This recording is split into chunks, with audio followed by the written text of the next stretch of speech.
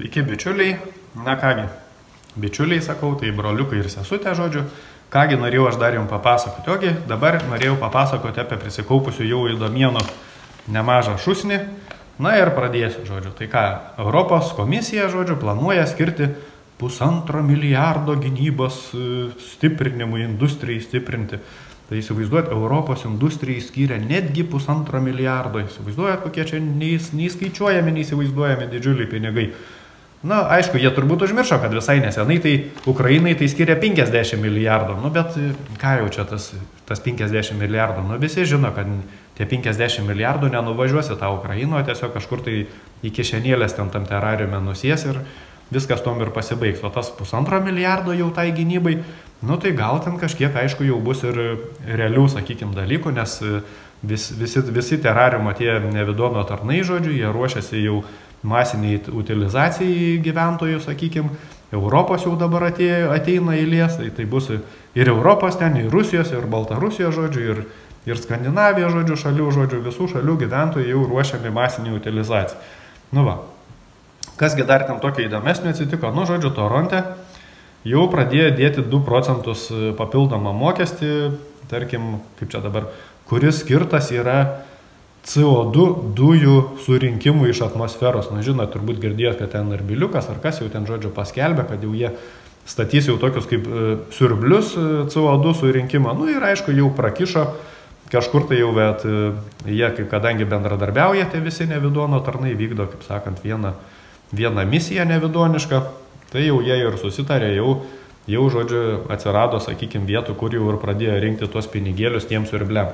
Niekas, aišku, nieko nesiurps tenais, gal ten parodys kokią nors butaforiją, kad ale dundukai patikėtų ir pultų kuo greičiau mokėti ten tos procentus. Na, iš principo, tai tik tais eilinis žmonių apiplėšimas ir tiek.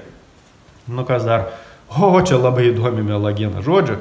Terariume melagienos priemonė, žodžiu, čia BBC berods skelbia, kad vienas ten, žodžiu, dundukas jau Vokietijai pasiskiepėjo nuo COVID 217 kartų per 1,5 metų. Nu, žodžiu, ten paskaičiavo, kad kas 4 dienas jisai po vieną, žodžiu, tą skiepą vis gaudavo. Ir ką jūs norit? Ir sakė, kad jiem nieko, žodžiu, jokių šalutinių poveikių, nieko, sveikas, kaip ridikas, dėdukas ten ale kažkoks tai.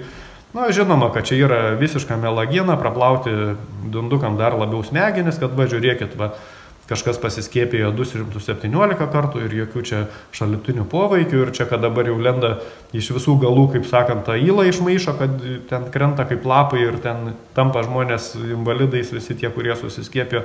Tai čia, nu, neva tai jau didžiulis melas, žodžiu, o va tie tai sako tikrą tiesą. Nes, nu, kurių, jeigu 200 kartų pasiskiepė ir jokių šalutinių poveikių, tai ko čia bijoti yra skiepytis ten kokius 5 kartus, pavyzdžiui, ar kad ir 10 kartų. Nu va, tai čia apie tokias melagienas. Latviukai, žodžiu, dar paskelbė, kad nori investuoti jau 300 milijonų į sienų stiprinimą ten su Rusija ir Baltarusija. Įdomu, kaip jie ten stiprins tą sieną su Rusija ir Baltarusija. Turbūt vėlos labai daug pripirks. Ar griovių ten prikas kokio nors. Nu, žinot, jeigu aptveria vielą, sakykim, arba griovių prikasi, tai viskas tada jau turbūt nei tankai nepravažiuoja, žodžiu. O lėktuvai tai iš vis negali skraidyti virš vėlos, nes ten turbūt trukdo jiem tas skraidimui tos vėlos ir panašiai. Na, iš esmės vis tiek mes, kadangi žinom visi, kad terariume ten visi, kaip sakant, ranką plauna, ranką trina, tai pastatys, aišku, čia paims, kad nebūtų skirta, sakykime, ten kokiam keliam tvarkyti, ar mokyklom kokiom, ar panašiai, tai žodžiu, tuos pinigus aletai skirs sieną sustiprinimui, sakykime, o paskui, kada jau reikės utilizuoti, tai jie sutars, kurioje vietoje ta siena ten nesustiprinta pro ten ir pravažiuos, kur reikės. Nu va, kas dar? Vokietijoje jau irgi ruošiasi emigrantus priimti į armiją. Nu, jau vyksta tokios diskusijos. Tai tokios diskusijos vyksta pas visus, sakykime, nevidono tuos tarnus, ale vadovus tų valstybių. Iš tikrųjų, tai tiesiog administracinės teritorijos žmonių utilizavimo.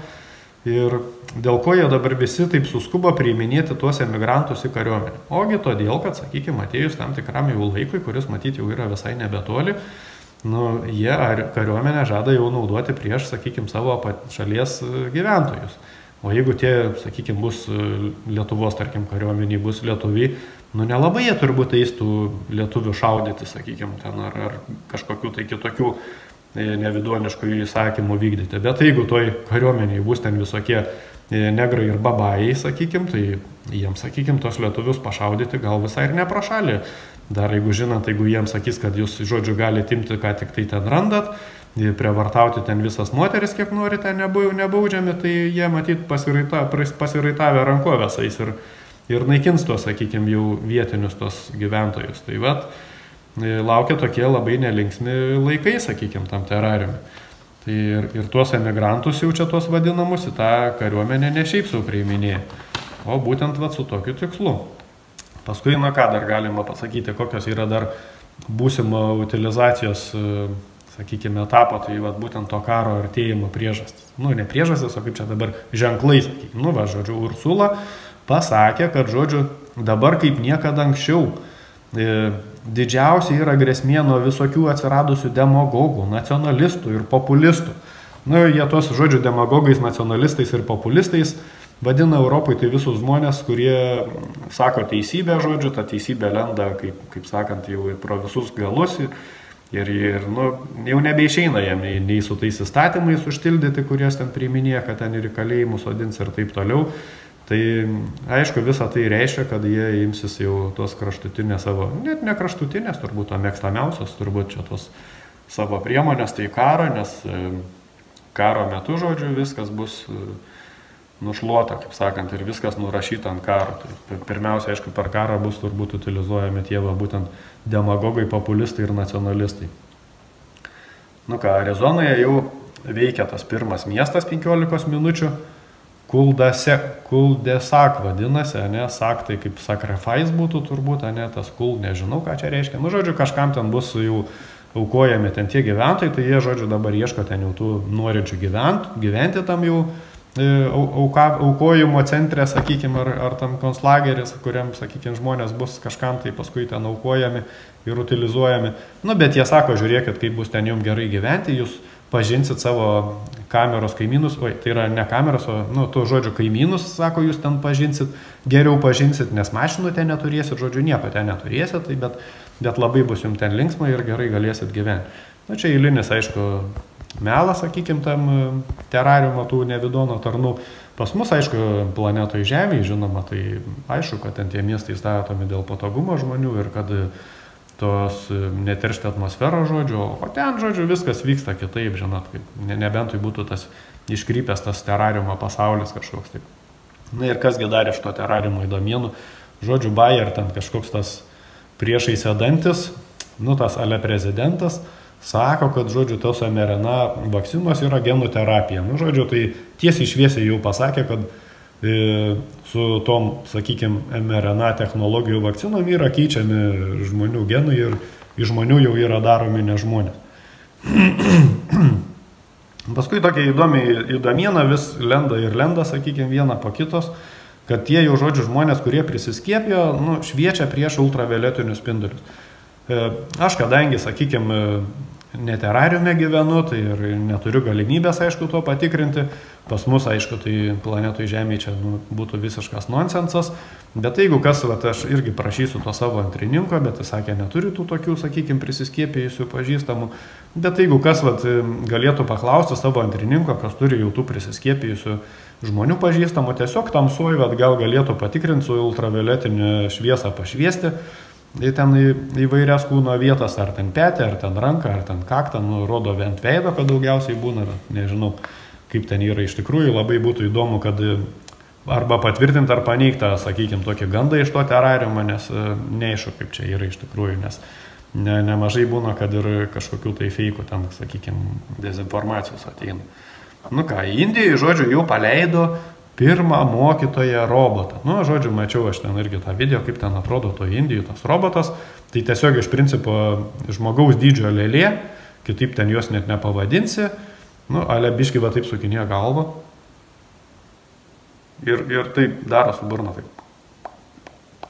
Ir žodžiu, kai taip daro, ten kalba kažkoks tai balsas. Nu, kadangi jau jie yra matyti nemažai išdirbę tų algoritmų, sakykime, pokalbių ir jau ten jau ištobulinę tos savo dirbtinio intelekto algoritmus ir idėja yra matyti galva jau ten kažkokią programėlę tos mokymo programos. Nu ir, žodžiu, visiems rodo, kokie protingi yra ten tie mokytojai robotai, žodžiu, ir galės jie mokinti vaikus, ten tralelė, nu, žodžiu, visais būdais jie, žodžiu, bando įpiršti, kad dundukai patikėtų, kad, žodžiu, tas dirbtinis intelektas yra jau ten pats protingiausias ir pats geriausias ir taip toliau. Na, kas dar tokia labai įdomus, prancūzų, žodžiu, mitybos organizacija kažkokia ten yra, žodžiu, pas juos ir kviečia, žodžiu, visus prancūzus sumažinti mėsos valgymą 50%. Ir aišku, tai yra įdomiausia, tai kad kviečia sumažinti, tai čia gal nieko tokio įdomus, bet įdomiausia, kad jie sako, kad reikia sumažinti, kad dėl to, kad sumažinti, kaip ten, šiltnamio efektą sukeliančių dujų išmetimą į tą atmosferą, nu, neva tai dėl tos klimato kaitos, kuri neegzistuoja, sakykime, ir yra išgalvota nevidono tų tarnų. Tai va, ką dar sykį eilinį kartą patvirtina, kad terariume visos organizacijos, nu ir žodžiu, visa valdžia ir visos organizacijos ir visokios struktūros, kad jie visi pučia vieną dūdą ir, žodžiu, yra visi parsidavę nevidono tarnai. Aš kaip galvoju, sakykime, su savo antrininku kalbėjau, sako, kaip ir visai būtų gerai, kad žmonės iš tikrųjų nustotų valgyti tą mėsą, nes vis tiek yra žudomi gyvūnėliai, sakykime, ir tas antrininkas mano nevalgo ten tos mėsos, sakykime, bet ta priežastis yra kažkokia tai kreivas, supranta, tai vienas dalykas tai nevalgyti dėl to, kad tu iš kažkokių tai etinių dvasinių, sakykime, sumetimų, kad nežudyti tų gyvūnėlių, o kitas, kai tu ale nevalgai dėl to, kad ten klimato kaitą sumažinti, kurios nėra. Na, o iš principo jie mažina, sakykime, tą mėsą, tai tik tai, kad pakeisti kitokiais tais mitybos šaltiniais, apie kuriuos aš jau čia anksčiau pasakau. Taip, kas čia dar buvo? O, dar įdomus irgi yra įdomi tokia įdomiena. Žodžiu, Anglijoje, žodžiu, yra ten toks Kembridžo universitetas ir ten sėdi terariumo vieni tokie protingiausių mokslininkų. Ir kągi dabar jau tie mokslininkai nustatė, nu čia turbūt niekada gyvenime negalėtum atspėti.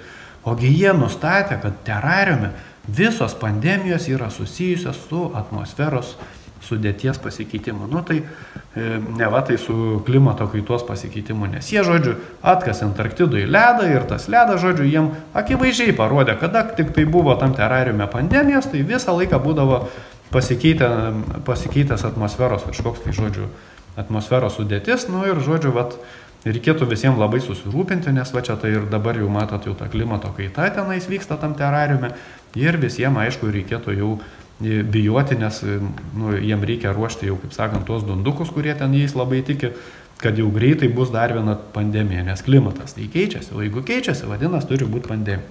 Nu va, kas dar dabar tokio įdomesnio, žodžiu, Švedija tapo ten NATO, nu ir kągi tas reikštų, kad Švedija tapo NATO. Na tai iš principo, tai aišku, tai nieko tas nereiškia, nes kaip ir, sakykime, kaip ir sakiau, visi ten jie vienos komandos nariai, ar ten Švedija, ar Amerika, ar Rusija, ar Kinija, ar ten Pietų Korėja, ar nežinau, ten koks nors Afganistanas, ar Libanas, ar Izraelis. Žodžiu, visur ten sėdi tie patys to pačio nevidono UAB, sakykime, darbuotojai.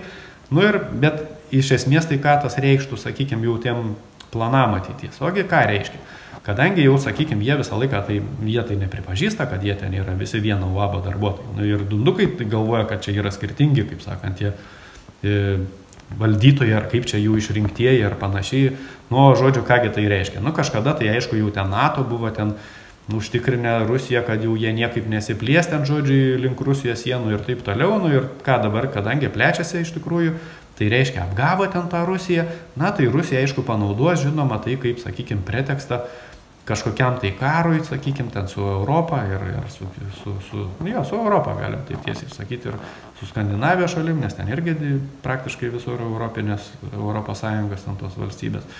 Nu, žodžiu, tai tiesiog kuria dabar jie tuos pretekstus įvairius, kuriais paskui galėtų pateisinti tą būsimą karą. Kasgi dar čia su to karu buvo įdomus.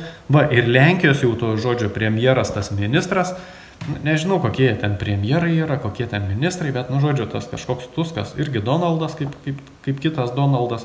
Nu, ir sako, ir ten, žodžiu, ir Mickey Mouse'as buvo irgi kažkoks Donaldas. Nu, ir, žodžiu, tas Donaldas, žodžiu, sako, kad jau Lenkija gyvena prieš kariniais jau laikais, kad, žodžiu, vat, jau labai greitai, jau čia, žodžiu, netrukus, jau ir prasidės tie kariniai laikai.